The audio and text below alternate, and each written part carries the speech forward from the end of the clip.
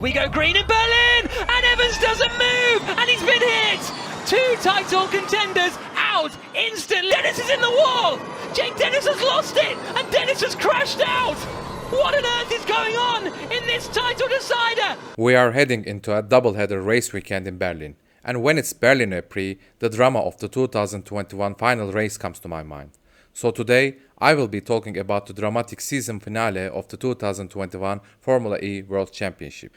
2021 second Berlin E-Prix was the final race of the season. That season probably had the closest points deficit between drivers in racing history of 25-point system. Entering the final race, Nyck De Vries had 95 points.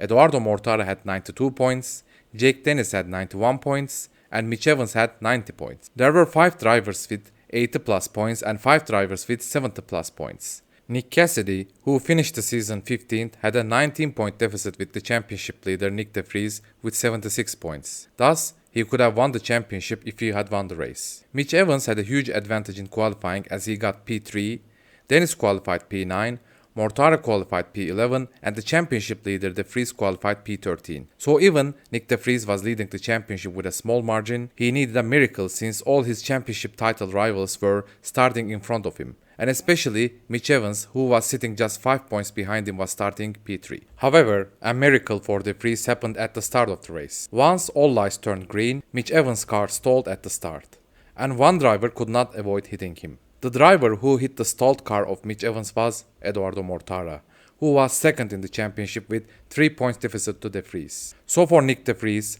who started from P13, 2 of his biggest championship contenders have been out of the race instantly, and safety car has been deployed. Nyck De Vries still had one main contender for the title, Jake Dennis, who was running in the 8th place as the safety car ended. But another miracle happened in favor of De Vries. Jake Dennis made a very aggressive restart, and while trying to overtake, he crashed his car into a wall and went out of the race. So 3 main title rivals of De Vries went out of the race within just 1 or 2 laps. But still the points were very close. If Robin Frijns, Sam Bird, Lucas de Grassi, Antonio Felix da Costa or Jan-Erik Wön had won the race, they could have become the Formula E World Champion. Especially for Frijns, P4 was enough, and for de Grassi and da Costa, P3 was enough. But none of them were competitive at that race and could not get these required points. Nyck De Vries has also suffered from lots of contacts and has been in danger of crash in 2 different times of the race. And he even lost some places but still finished the race in 8th place. And as the podium finishers were totally out of championship contention,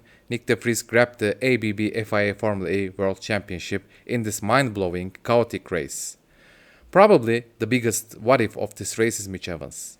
What if his car did not stall at the start? Evans chased championship title against the other Mercedes driver, Stoffel van Dorn, the following year, but could not win again. Evans is a very talented driver, and I would love to see him grabbing the championship one day. So thank you all for watching, see you in the next video.